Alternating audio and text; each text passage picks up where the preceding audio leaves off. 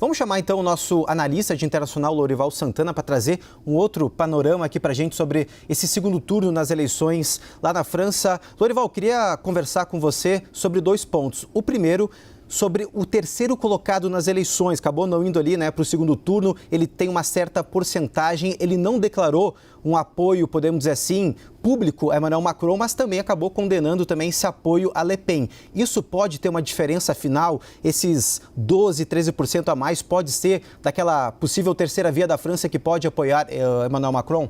Boa tarde, Cássio, Isabela e todo mundo que nos acompanha. Essa pergunta é bem importante. Você está falando do Jean-Luc Mélenchon, o candidato comunista, que é de extrema esquerda e que tem propostas muito parecidas com a da Marine Le Pen, que é considerada de direita. Então, a proteção dos trabalhadores, aumentar os salários, não permitir um aumento da idade mínima de aposentadoria, que o Macron quer elevar de 62 para 65 anos, enfim, pautas que a gente poderia chamar de populistas, contra as reformas liberais, contra a privatização. E, de fato, o Jean-Luc Mélenchon, o que ele declarou na noite da derrota, por 1 ponto percentual que ele não passou para o segundo turno, a Marine Le Pen teve 23%, o Mélenchon 22%, lembrando que o Macron teve 28%, ele disse: eu não quero que nenhum voto meu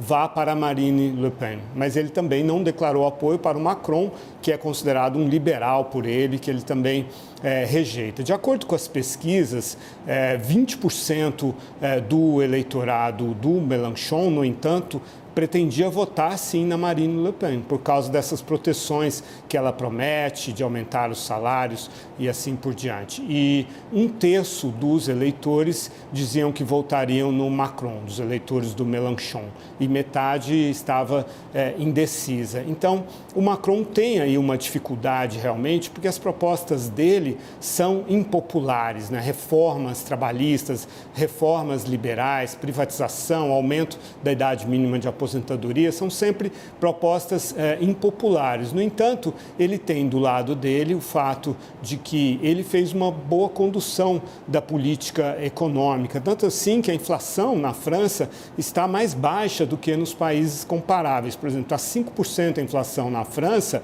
na Alemanha e no Reino Unido está 7%. O desemprego está um pouco mais alto, 7% na França, 5% na Alemanha e 4% no Reino Unido, mas é exatamente porque a França não realizou todas as reformas trabalhistas que a Alemanha e o Reino Unido realizaram. E comparada com si mesma, a França está com o desemprego mais baixo desde 2008. Agora, teve um escritor francês que disse, o Sylvain Tesson, ele disse assim: a França é um paraíso habitado por pessoas que pensam que estão no inferno. Eu não acho que a França seja um paraíso, ela tem problemas, sim, muitos problemas, mas realmente existe um certo pessimismo que é muito inerente à cultura política e à cultura, enfim, dos franceses. Eles reclamam bastante. E um certo paradoxo nas propostas da Marine Le Pen. Por exemplo, ela fala em baixar os impostos, melhorar a vida das pessoas. No entanto, o que ela propõe em termos de gasto público é uma elevação dos gastos públicos que necessariamente aumentaria o déficit público e, no final das contas, teriam que cobrar mais impostos. É esse xadrez que o Macron tem uma proposta diferente, de não dar tantos benefícios sociais assim, mas, ao mesmo tempo, com o passar do tempo, quem sabe, reduzir a carga tributária. E existem também propostas bastante controversas da Marine Le Pen, como, por exemplo, retirar os direitos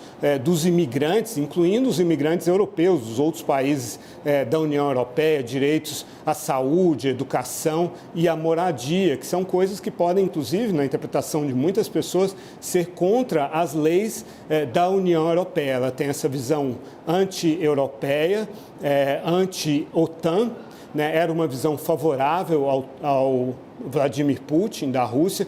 todas essas três características também são iguais no Jean-Luc Mélenchon, o candidato comunista. E, naturalmente, não tem sido essa a conduta do Macron, que é pró-europeu, e foi bastante duro com o Putin. Mas se dedicou bastante, nesses últimos meses, à diplomacia, tentar mediar um acordo que evitasse a invasão da Ucrânia e, depois da invasão, tentar um acordo de cessar-fogo. E, por isso, ficou bastante ausente na França, né? E os eleitores se ressentiram disso. Já sentiam há bastante tempo que o Macron era um político meio desvinculado dos problemas reais, principalmente dos trabalhadores, das pessoas mais pobres, e aí é que a Marine Le Pen entra mostrando que tem uma vinculação forte com esse eleitorado. Mas ela disse, por exemplo, que ia acabar com a produção de usinas eólicas, de produção dos moinhos que geram eletricidade do vento, porque ela é contra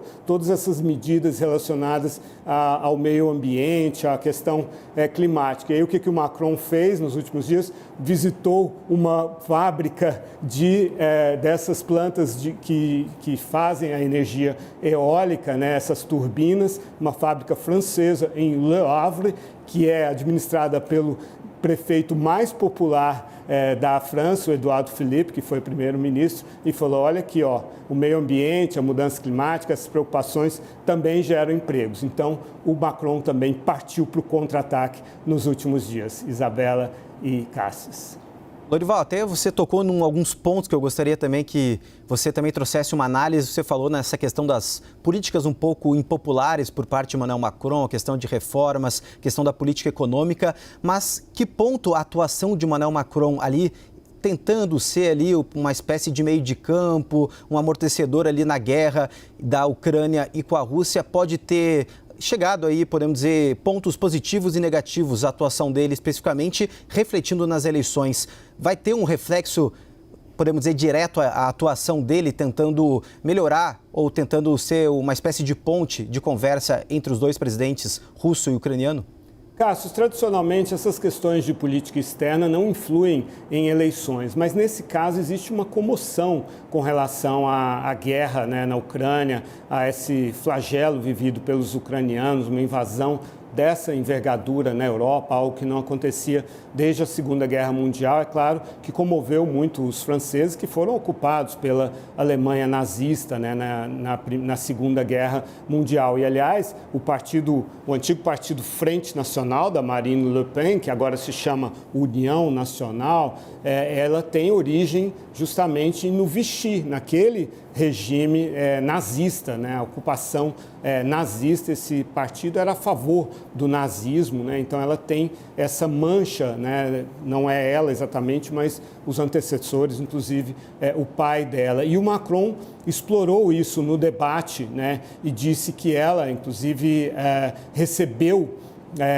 um financiamento de um banco russo em 2014, recebeu um empréstimo de um banco russo, então explorou essa ligação dela com o Vladimir Putin, quando ela o atacava, e ele disse, não, pelo menos nós aqui não recebemos dinheiro de banco russo. Então, isso prejudica a Marine Le Pen nessa eleição, embora ela tenha espertamente procurado se distanciar do Putin nessa eleição. Também não pôs tanta ênfase assim nas políticas, na visão anti-europeísta dela, procurou se concentrar mais na questão do aumento dos preços, da inflação, da situação dos trabalhadores. Os franceses, as pesquisas mostram que eles consideram que precisavam de mais 30% de renda familiar para serem felizes. Então ela explorou bastante essa questão, e como o Macron deu cheques para ajudar as pessoas na pandemia, ela fala, eu não quero dar cheques, eu quero aumentar os salários das pessoas.